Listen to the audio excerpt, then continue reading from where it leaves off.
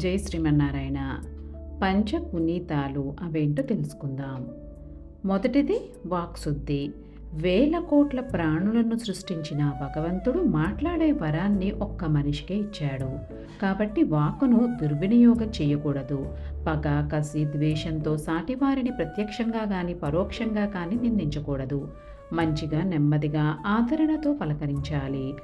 అమంగళాలు మాట్లాడేవారు తారసపడితే ఓ నమస్కారం పెట్టి పక్కకు చేయండి. రెండవది దేహశుద్ధి.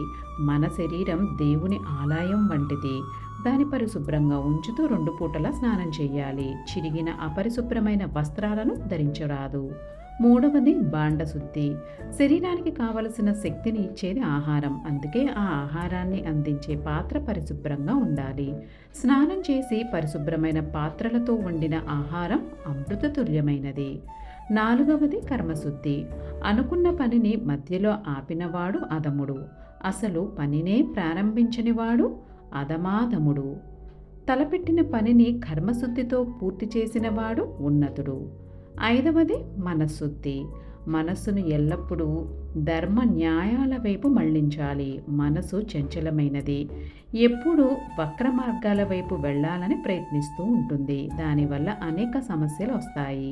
దీనివల్ల దుఃఖం చేకూరుతుంది. కాబట్టి ఎవ్వరికీ హాని తలపెట్టని మనస్తత్వం కలిగి ఉండటమే మనశ్శుద్ధి.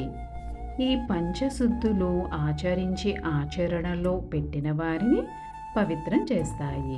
సర్వం శ్రీకృష్ణార్పణమస్తు. లోకా సమస్త సుఖినో భవంతు.